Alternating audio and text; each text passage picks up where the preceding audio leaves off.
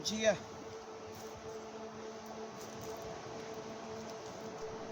A palavra de Deus nessa manhã é para você. Está direcionada a você que está escondido, você que se escondeu.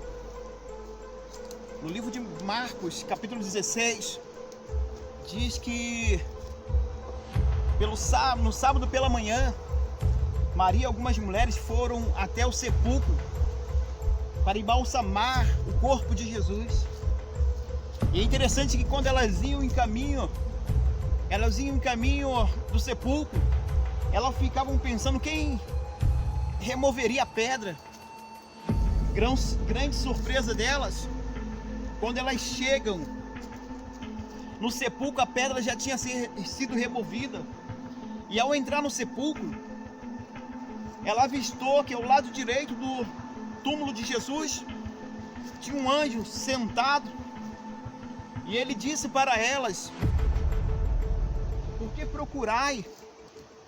Por que está procurando entre os mortos aquele que já está vivo? Vai e avisa aos seus discípulos e a Pedro que ele está indo diante de vós para a Galiléia. É interessante essa expressão, e a Pedro, porque ele não disse vai dizer ao seu discípulo e a João, vai dizer ao seu discípulo e a Tiago. Será que havia algo tão especial em Pedro para que o anjo mencionasse exclusivamente seu nome e a Pedro? Querido, quem era Pedro? Livro de Mateus 26, diz a palavra que Jesus ele disse: escute, essa mesma noite o pastor será ferido e todos vós escandalizareis. Pedro disse: Senhor, ainda que tu venha ser pedra de tropeço para todo mundo, jamais serás para mim.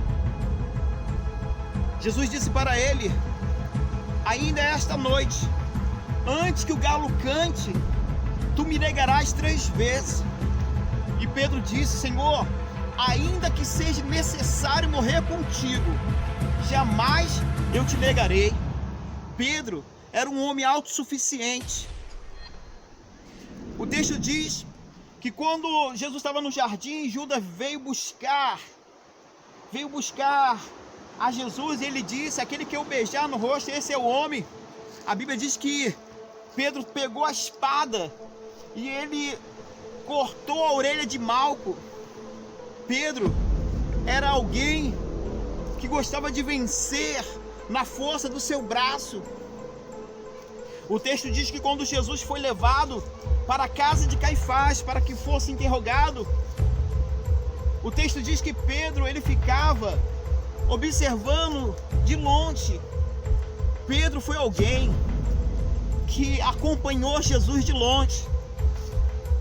O texto também diz que quando Jesus foi preso e Pedro se aproximou de uma fogueira, e uma das mulheres olhando para ele falou assim: ei, você é um deles, porque a sua forma de vestir, o seu linguajar o denuncia. E Pedro disse: eu não conheço esse homem. Esse era Pedro, um homem que queria vencer, um homem autossuficiente, que confiava na força do seu braço, um homem que seguiu a Jesus de longe, um homem que o negou. Mas mesmo Pedro tendo negado, Jesus o menciona exclusivamente, vai dizer aos meus discípulos e a Pedro. O que significa essa expressão e a Pedro? A primeira coisa que essa expressão e a Pedro significa que Deus é um Deus de segunda chance. Querido, não importa o que você tenha feito, não importa o quanto você tenha errado, Deus é um Deus de segunda chance. Outra coisa que eu aprendo com essa expressão e a Pedro, que Deus ele te ama apesar das suas falhas, apesar dos seus erros, apesar das suas inconstâncias. Deus ele te ama. E a Pedro também significa que Deus é um Deus de graça. E o que significa graça? Graça significa que não há nada que você possa fazer que Ele te ame mais. Não há nada que você possa deixar de fazer que Ele te ame menos. Isso é graça. E a Pedro significa você que pecou, você que errou, você que está se escondendo, você que falhou. E a Pedro significa que Ele te ama. E a Pedro significa que Ele não esqueceu de você. E a Pedro significa você que está se escondendo, você que está com vergonha. Deus não esqueceu de você. Essa é a palavra de boas novas nessa manhã para você. Deus, Ele não esqueceu de você. Vai avisar os meus discípulos e a Pedro. Ei, querido, é hora de você sair desse esconderijo. Chega de se esconder, chega de fugir. Deus tem promessa na tua vida. A promessa de Deus está de pé na sua vida. Ele não esqueceu de você. Filho, as portas estão abertas para você. O teu lugar ninguém vai preencher.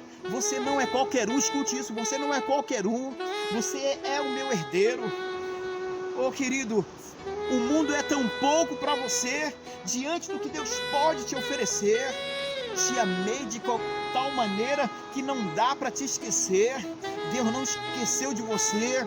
Você pode estar escondido sim, esquecido jamais. Deus, Ele não se esqueceu de você. As promessas de Deus estão de pé. Então está na hora de você sair desse esconderijo e começar a viver as promessas de Deus. Deus tem promessa para a tua vida. Deus tem promessa para a tua casa. Ei, é tempo de viver o melhor de Deus. Deus, Ele não esqueceu de você. Graça e paz.